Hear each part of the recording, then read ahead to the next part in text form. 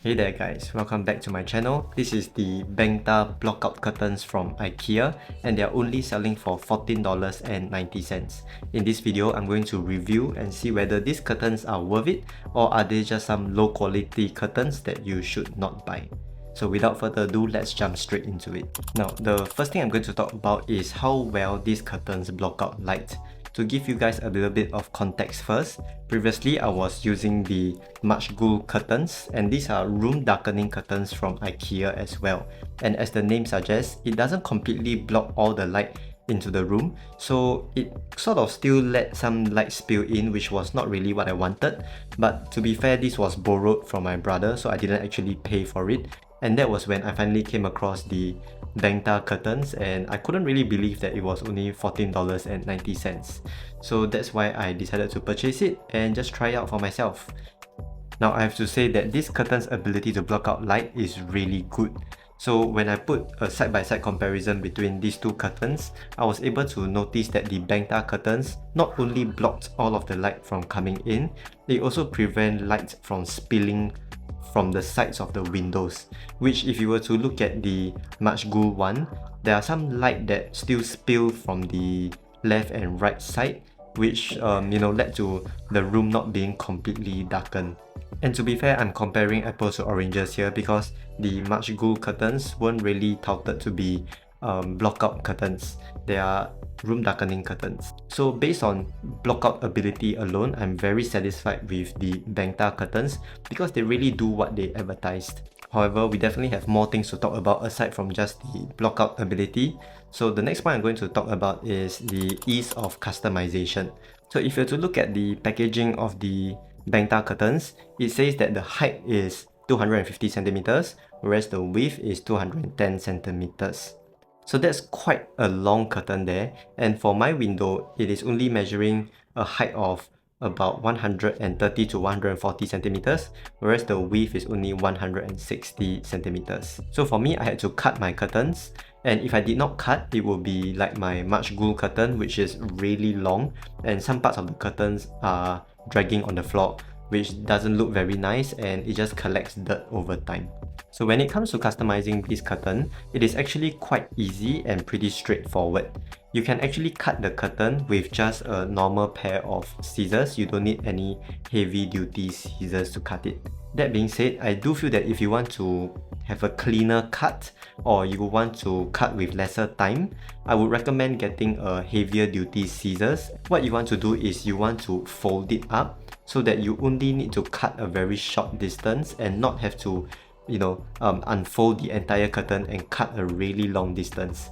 As we know, when we try to cut the really long distance, the lines can get crooked over time. So I would strongly recommend when you are unpacking the BENGTA curtains from the packaging, don't unfold it completely, just unfold the length of it and then fold it to the desired height that you want and then cut it from there. You are going to save so much time instead of having to unfold the entire curtain and cut.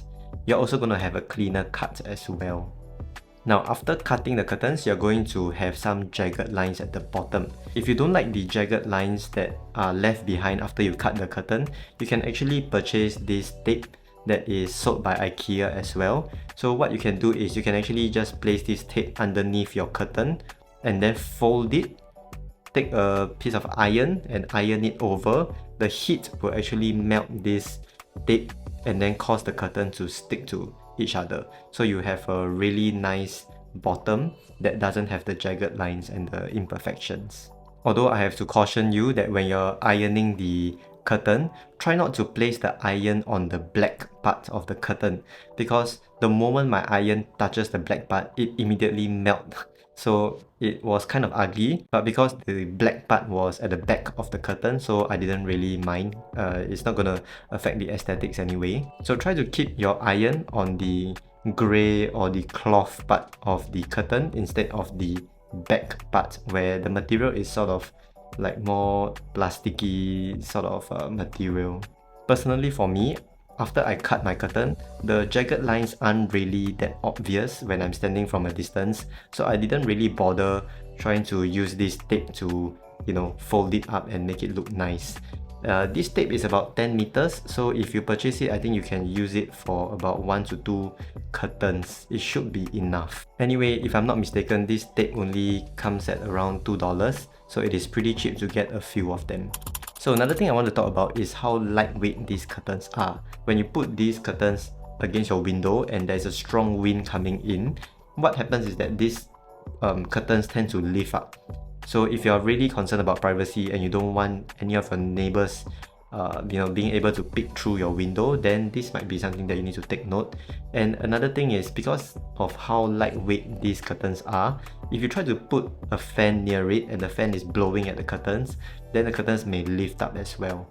And another thing that happens is that if you place the fan too near to the curtains, the suction force from the back of the fan will actually draw the curtain forward, causing the curtain to lift up, and then it will stick to the back of the fan. And then you get this kind of annoying noise that just keeps going on and it's just rumbling. Now this is not really a very big deal, but I do think that if you have a really small room and your fan happens to be placed near the window, then this is a consideration that you should think of before purchasing these curtains. Now another good thing about this curtain, or rather curtains from IKEA in general, they have quite a few mounting options. You can either mount them to clips or hook, or run a pole through them, and then they should work just fine. So that is not really a advantage of the Bengta, but just IKEA curtains in general. So in conclusion, this curtain really does get the job done. If all you want is a blackout curtain, fast free, and really easy to customize to fit your window dimensions, then I think that you should go for these curtains given how cheap they are. Another thing is that if you just want to have a taste of how blackout curtains can block the light, and you don't want to spend too much money to purchase an expensive curtain, then you can just go for these Bengta blackout curtains first. Because even if you don't like it, all you have spent is only just that 14 Singapore dollars, at least in my case. Alright, so that's all for this video. My channel do quite a bit of product reviews, so if you're interested, do hit the subscribe button and hit the like button to support this video. Thank you so much for watching, and I'll see you guys again real soon. Bye bye.